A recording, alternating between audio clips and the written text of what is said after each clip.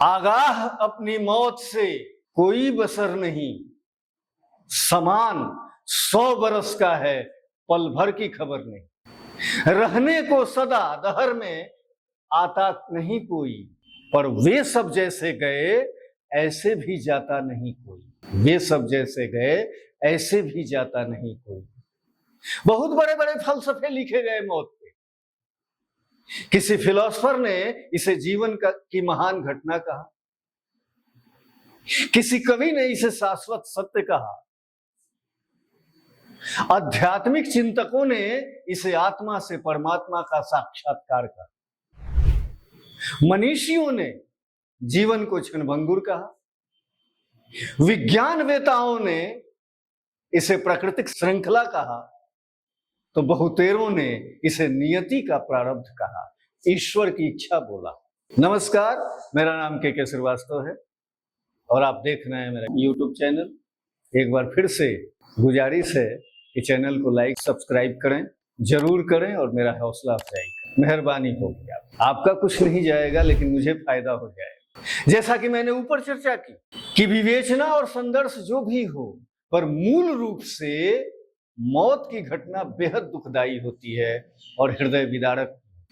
जाने वाला चला जाता है, जाने वाला चला जाता है, पर छोड़ जाता है अपने पीछे अपने परिजनों के लरजते आंसुओं को, एक खालीपन को, एक वैधव्य को, एक पुत्र शोक को, एक पितृ रिक्तता को, एक टूटे हुए राखी के धागे को, भातृत्व के सन्नाटे को। दुनिया कुछ दिन चर्चा करती है, दुनिया कुछ दिन चर्चा करती है, गुण दोष का मूल्यांकन करती है, फिर सब कुछ भूल जाती है, सामान्य हो जाता है सब कुछ।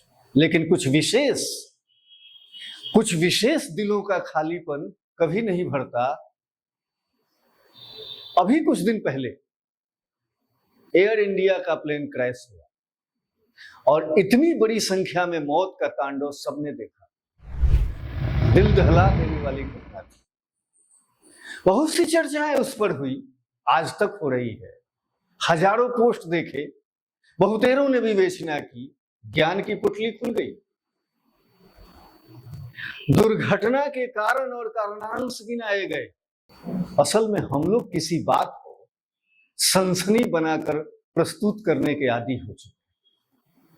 जिस बात पर चुप रह के अवलोकन करना चाहिए, दुख दर्द व्यक्त करना चाहिए, वो सनसनी के रूप में आई। आज मैं इसी पर बोलने वाला हूं, सनसनी पर। किसी ने लिखा टोटी बंद हो रह गई, किसी ने कहा स्विच गिरा हुआ था, किसी ने साजिश बताया, तो किसी ने कुछ। सबके अपने अपने विचार एक्सपर्ट के रूप में, जैसे वो उसका ज्ञाता है। अब इसमें राजनीति कैसे पीछे रहे? वो तो हर मामले में घुसती, अपने अपने मानकों के अनुसार, विचारधाराओं के अनुसार बयान बहादुर चीखने लगे। आरोप प्रत्यारोप का दौर शुरू हुआ। लोग जहाज में सवार एक परिवार के फोटो डाल दुख का महासागर बहाने लगे।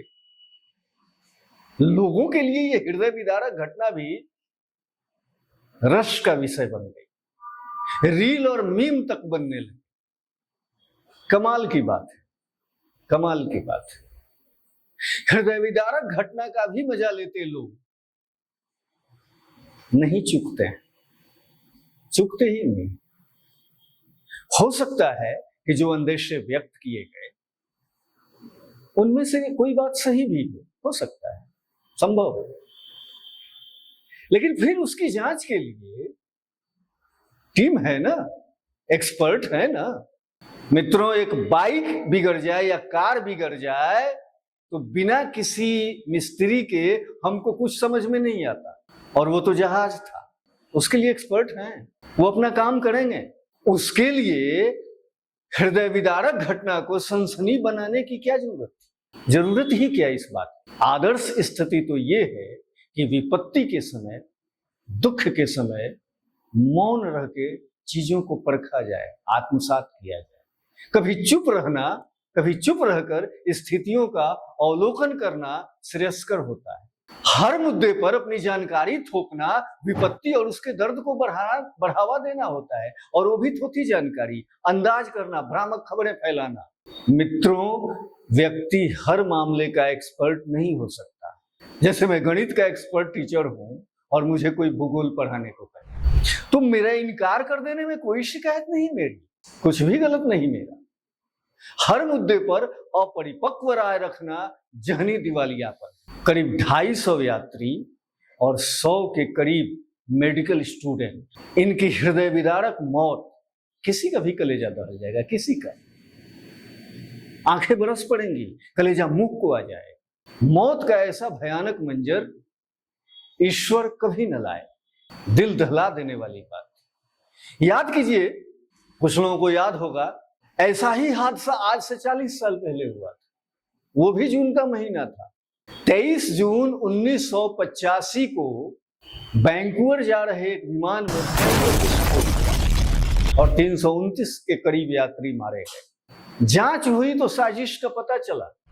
हो सकता है कि साजिश इसमें भी हो, या हो सकता है कि कोई तकनीकी गड़बड़ी के कारण ऐसा हुआ।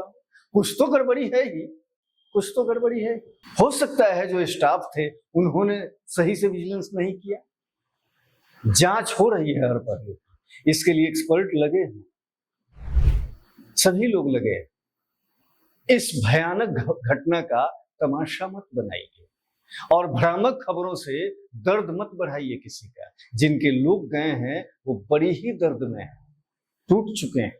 घबराहट को गति देने की क्या जरूरत। इस भयानक घटना के लिए जिम्मेवार लोगों को कड़ी से कड़ी सजा मिलनी चाहिए, मिलनी ही चाहिए, जिनके कारण इतनी कीमती जाने गई। लेकिन इसको लेकर वितंडा रचा जाए, ये भी तो सही नहीं। चुप रहकर देखिए तो ऐसी स्थिति में सबका, आमजन का, हम सबका ये दायित्व होता है कि अगर संभव हो तो पीड़ितों की सहायता करें। अगर संभव है तो पीड़ितों को की यथासंभव सहायता करें, या फिर ईश्वर से उनकी रक्षा के लिए प्रार्थना करें। जो मेडिकल के बच्चे हॉस्पिटल में जिंदगी और मौत की वयःसंधि पर खड़े हैं, जूझ रहे हैं, उनकी कुशलता और शीघ्र स्वस्थ होने की कामना करें, न कि दोषारोपण की कबड्डी खेलें और सनसनी फैलाएं। डरावने वीडियो डालकर दहशत न फैलाएं। कुछ सहायता हो सकती है तो करें, या उनके लिए प्रार्थना करें। बहुत घटना भयावह है। ये घटना इतनी भयावह है कि वर्षों तक पीड़ितों सहित लोगों को सालता रहेगा। ईश्वर से प्रार्थना है कि ऐसा खौफनाक मंजर की पुनरावृत्ति न करें। सितम खाने में जो बैठे हैं, सितम खाने में जो बैठे हैं, नजर उन पर भी कुछ डालो, अरे वो रोशनी वालों, अरे वो रोशनी वालों। बहुत बहुत धन्यवाद आपसे, बहुत बहुत।